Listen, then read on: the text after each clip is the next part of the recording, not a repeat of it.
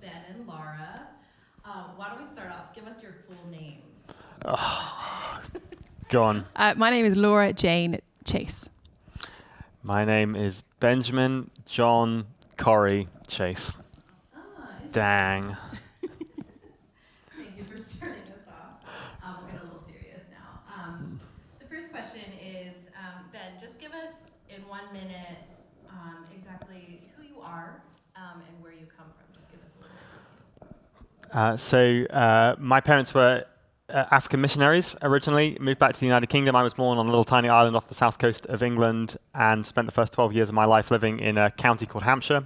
When I was 12, though, I moved out to Hong Kong and spent my teenage years living and doing school and just having a fantastic time in the Far East. I eventually got back to the UK for university, studied business as a first degree, and apart from marrying this beautiful lady and having 2 wonderful children, I spent roughly half my working life helping to start businesses, growing businesses, entrepreneuring, and half my working life sort of doing the same with churches, really, I suppose. So helping churches start, helping them grow, helping them thrive. So, yeah.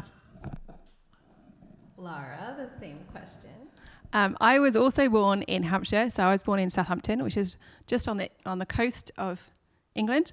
I have a younger brother, and it's just a family of 4 that grew up in there. I became a Christian when I was 17, so a bit later on in life. And when I had done that, I started doing kids' work voluntarily, and then I did a gap year doing kids' work, and then went to university to study kids, and then I've continued to do children's ministry since then. And like Ben says, we got married in 2007, and we have 2 kids.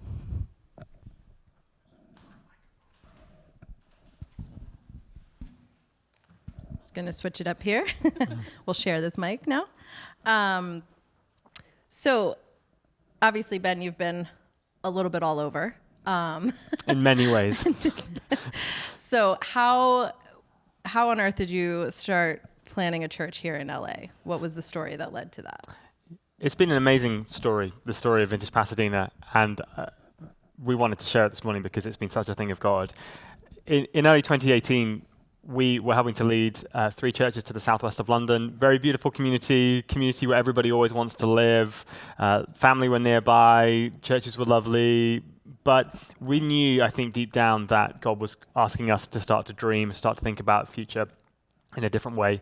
And so we met with a bishop actually in the UK, and he said to us, what do you want to do next? What's in your heart? And I remember saying to him, well, we've never really had like grand dreams other than we've always believed that God's had a plan, that God's good, that God's faithful, and if we give ourselves to him, he'll work something out. And so that's really kind of where we started. He then said, well, that's all very spiritual, but what do you want to do? And so I remember saying, well, we've always loved church planting. We've always loved the idea of being involved in bigger churches and having this kind of team and having community and being able to do mission evangelism together. But also, when we got married, we had this little dream that we wrote on the bottom of a bit of paper that said, one day we'd love to do ministry outside of the United Kingdom. And he said, oh, that's really great. Well, here's like 15 different people all over the world that you might want to speak to, which was really confusing and brilliant and difficult all at the same time, because we ended up in conversations in every continent pretty much on Earth other than Antarctica. And we just had no idea at all what God was doing, but we just started to explore. And one of the people, though, that along that conversation was a guy called Gare Jones. Gare and his wife Lizzie had planted a church called Vintage in Santa Monica about 10 years ago now. They'd seen incredible movement of God and seen many people come to faith through the Alpha story, seen that church just grow to 3 locations. And we started a conversation with Gare, which started off as, wow, dude, this is incredible. What have you done and how on earth does this even work? And then really kind of out of that, we realized that maybe there was some common ground to talk about the future. And so Gare invited us to come out to LA, and we had a week here in the summer of 2018. It was the hottest week of the year. We were in this tiny little Airbnb in the middle of Santa Monica. Sounds idyllic. It was rough. And I just thought, I don't know if I want to come here at all, but God, whatever you want. But in that week, Gare said to me one afternoon, he said, I've got a meeting out in a place called Pasadena. Thought, never heard of that. It's 2 hours away from Santa Monica. Why don't you just come in the car with me? Because that way we can talk for 2 hours in the car. You don't even have to come to the meeting if you want. You can just stay in the car or whatever you want to do. But I found myself on that evening in the middle of 2018 sitting in the garden of Greg and Irene Wellborn's house with some of you all. And it was a really interesting meeting, just talking about what God has done through Alpha here in Pasadena by that point. People had come to faith, the kind of embryonic start of a new community. And I just sat there and thought, this is really interesting. I wonder why I'm here. I wonder what God is doing in this space. And Laura wasn't there. Nothing came of it in that moment, no bolt of lightning. We went back to England, continued to dream about other places in the world to live and do ministry in. But I think over the next few months, we got to a point where we were just like, we think we need to say yes to Gare. We didn't really want to. It wasn't really in our wildest dreams.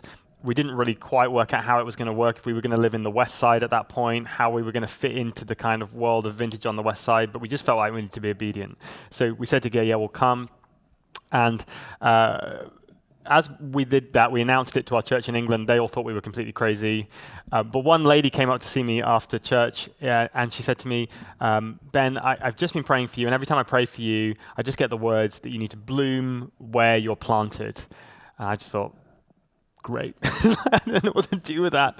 But I kind of chalked it down, wrote it down. And a few months later, 1st of December 2018, she emailed. She said, oh, Ben, I'm out in Pasadena in California. I'm seeing my relatives. We've just been walking down the main street in the middle of Pasadena. And we've just seen a huge poster. I don't know what your plans are. I don't know how it's going to work. But there's this huge poster, and it says, bloom where you're planted. Exactly the same word. She said, I've never seen it anywhere else. I've just seen it in the middle of Pasadena. Do you think God might be in that at all? And I remember thinking, oh, here we go. And sure enough, I emailed Gare and said, Gare, look, I don't know what your plans are. I don't know how this is all going to work. But what do you think? And I thought he was going to say, oh, come back and come to the West Side. Let's talk about it in a year's time. Got such a lot to do on the West Side, but bless him, he went away with his leadership team and said, no, we've had some meetings in Pasadena these last few weeks. We're convinced that they're ready to plant a church there. We think it's going to be amazing. And actually, we think you guys would be the right people to lead that church. What do you think? You're due here in a month's time. Do you want to move there instead? And that was completely crazy, but at the same time, it was so obvious that it was a thing of God. It took me about 3 milliseconds. It was like very late on Christmas Eve, I think, or no, 23rd of December that he phoned us and said that. And I was just like, yeah, we're in. We're in. And because we just knew that God was in it. And so we arrived here in February 2019, so just over a year ago now. No idea what God was doing, but knowing that he'd called us.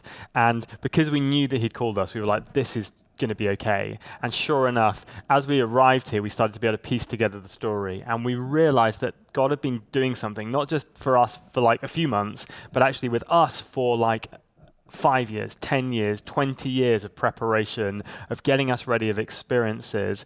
And also, we realized that God was calling other people. And this last year, we just have kept meeting person after person after person, near and far, who we know that God's called to be part of the story. So not expected, not planned, totally excited because God's been at work and doing something. Guess we have to be careful what we write down. Never make dreams in front of God. Okay, so Lara, what's it like living here? Kind of give us some of the ups and downs coming from England, Europe to the US. I think before we came, I thought it's fine. Like Americans, they speak English. It's going to be fine. It's going to be okay. And actually, we got here, and everything is just slightly different. Like enough to be different, but yeah. So it took us a while to kind of get the hang of even things like grocery shopping, driving, all those kind of things. Just took us longer than I expected to get, if that makes sense. So challenge of getting kids in school, just because our vaccination system is different from over here, so everything was slightly off, and proving that our kids had chickenpox. All those kind of things. So that was a bit of a challenge. But I think the biggest blessing for us was this little community that Ben's already talked about, arriving and having somewhere to stay. So we stayed with John and Deanne for a week, which was just amazing to be looked after, and knew that we had somewhere warm to stay for a week. And then we managed to find a house before we came, which is, again, another amazing God story. But we went to visit expecting to see this empty shell of a house, and we got there. And there were beds for the kids, there were toys for the kids, dining room table, something to sit on. And it was just so overwhelming, just the blessing that those amazing people were to us, to be able to arrive and feel like we had family already was just incredible. So people from the church had given you? yeah, people from here, people behind the scenes, like that are mostly the core team that have been a huge blessing to us. So we're just playing a little microphone tag here. No problem. Okay, so Ben, I feel like we had 7 weeks of church in person, and then to come to online experiences. And this is something that churches are experiencing for the first time. We're not the first church to be doing this. So I guess just give us some insight on what that's been like, starting a church and then 7 weeks in going to an online service.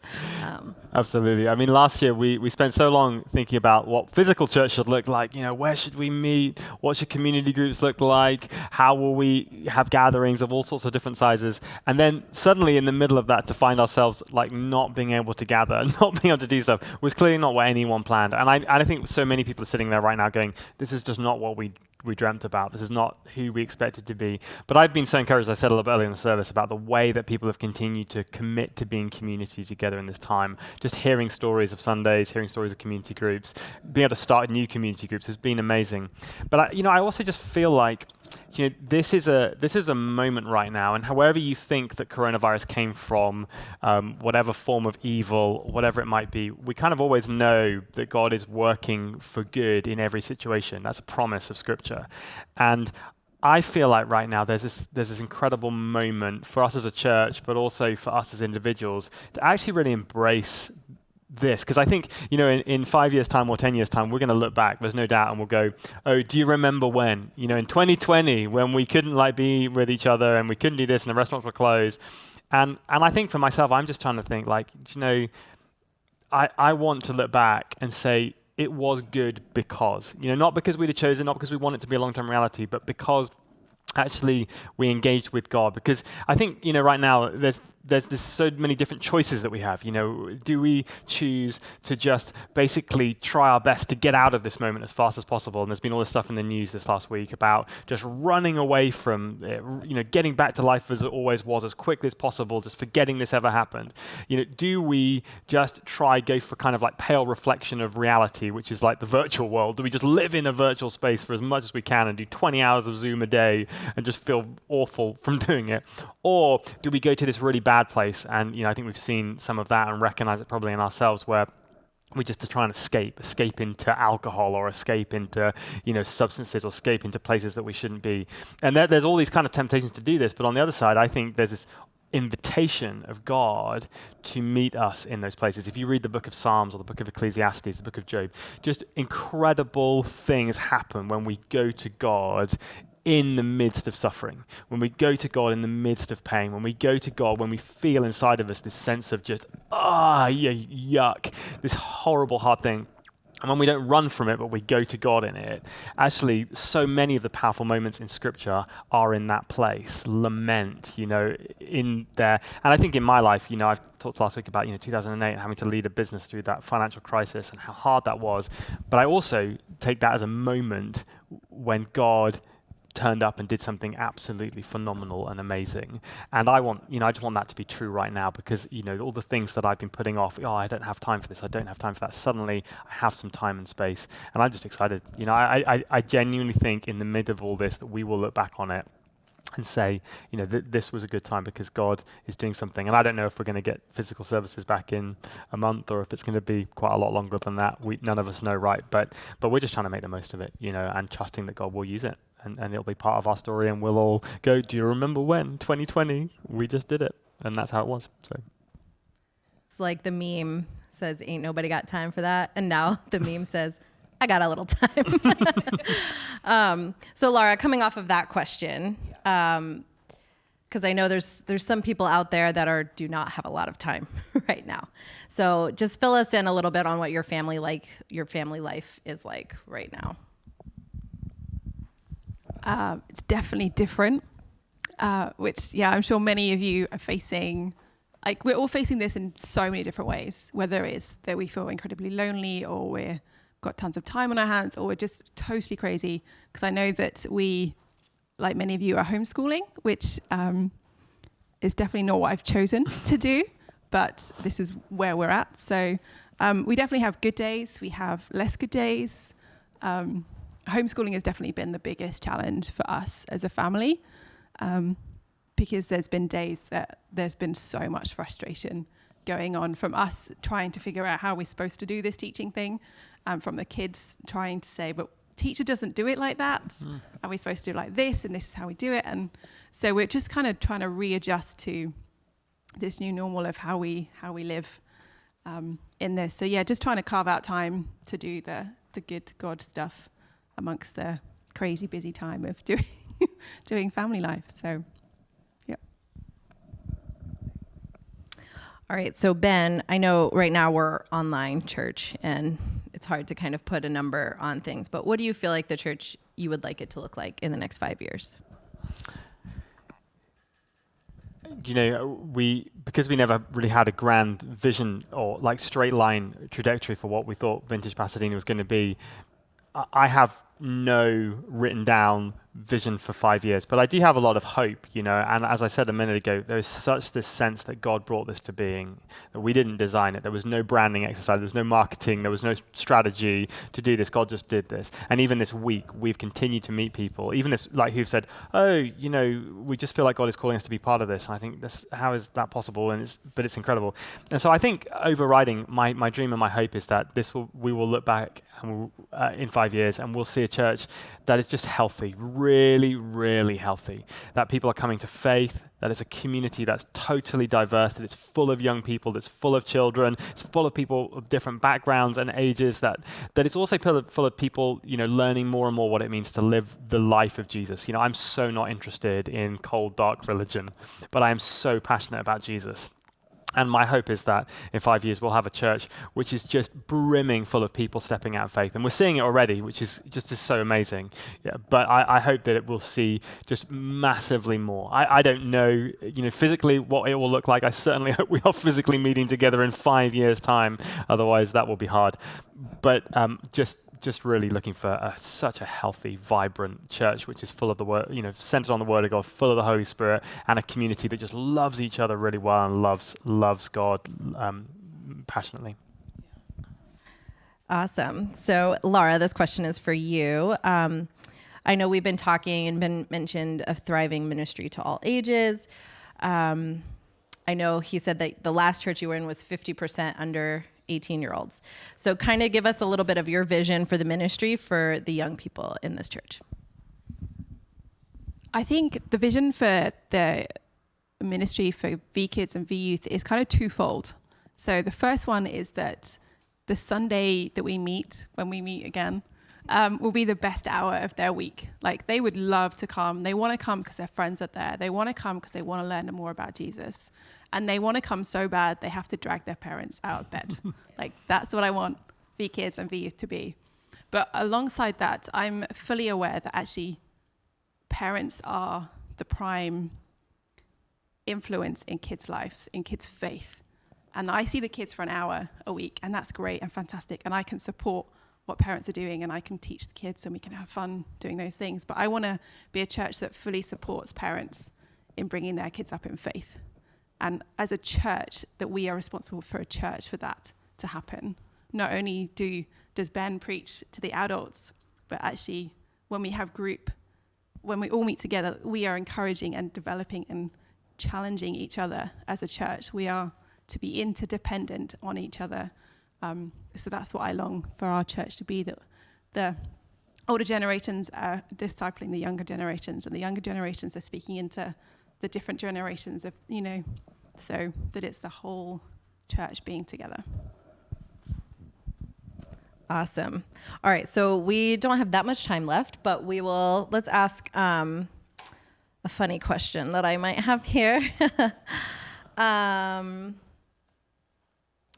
Let's do a favorite part about living here in the U.S. Have both of you do one. Maybe something that's a little surprising or you didn't know, or give you a minute to think about it first. I don't know if I have anything really funny to say, but I love living here. You know, I love the fact that we can be outside a lot of the time. I absolutely love the food here is great. We live in Arcadia and I grew up in Hong Kong, so like the brilliant Asian food that exists here most of the time when it's not shut. It's just been amazing. Because I think when people said to us, "Oh, do you want to go and live in LA?" We thought, "Oh, really?" And everybody that we know were like, "You want to go and live in LA?" Nobody wants to live in LA, but actually, we've loved it, and we absolutely love living in Pasadena kind of area. It's just great. I have to say, I love the weather. The weather is good. Just to be sunny, like it just lifts everything. It just feels like an easier place in that sense, like emotionally to be because of the amazing weather. And yeah. We So should put a it's not disclaimer if people are watching from Yeah. somewhere. It's 100 degrees outside. It's Yeah, no, really it's crazy horrible. It's hot hot. It's too today. hot. Like, You'd hate it. Most of the time You'd hate it's- it. Well, thank you. So weather, obviously a theme coming from good old England. Rains quite a bit. The last question for right now is just centered to you, Ben. You have an amazing story of God's guidance and faithfulness, fulfilling a dream that you've had for a really long time. I guess a lot of people right now are seeing their dreams dashed or put on hold. And so just kind of answer for us how to deal when things that we are, planning for or believing for are put on hold like that. Yeah, and that is so tough, isn't it? That's such a hard reality. I think what comforts me so much is when I say that, we've seen 10 years worth or 20 years worth of God preparing us for this. What I don't mean is we've had 20 years of just endless up and it's been just this one beautiful, wonderful experience after another without any problems. What I mean is actually most of the last 5, 10, 15, 20 years have been really hard in places. And we, like almost everybody, have been through frustrations, times when we thought, oh, it was going to be like that, and then it didn't happen, or it happened much later, or we thought God should do this, and God did this, or whatever it would be. We've been through all of that stuff, and I think the reason we wanted to share the stories today was because we want to remind ourselves, and remind everyone, God is faithful even in that. But I know that right now it is tough because we look at it and we're like, yeah, but God, we thought life should be like that, or we thought you were doing this, or we thought it was going to be like that. And actually, what I'm trying very hard in this moment to remember is like, no, God is still faithful. Like God is not less of God today than he was 4 months ago, just because my life doesn't look like I wanted it to look like. I don't have to believe that God caused the coronavirus for fun. That doesn't have to be part of my Christian story, but I can choose to believe that this matters. This is a meaningful moment right now. It's not just about escaping and trying to get out of the moment as fast as I can, because I do think God, God's got great stuff. And I know I'm going to sort of cheekily transition over to Daniel, because I think this has been a part of Daniel's story as well. Like it's probably part of all of our stories, if we're really honest. And I know Daniel's actually written a song about this. I haven't written a song about this, but he has written a song about this. So we're just going to move over, get to transition to Daniel, and just let him just talk for a moment, and then lead us in a song about this as we pray. Yeah. So about a year and a half ago. So this song actually has nothing to do with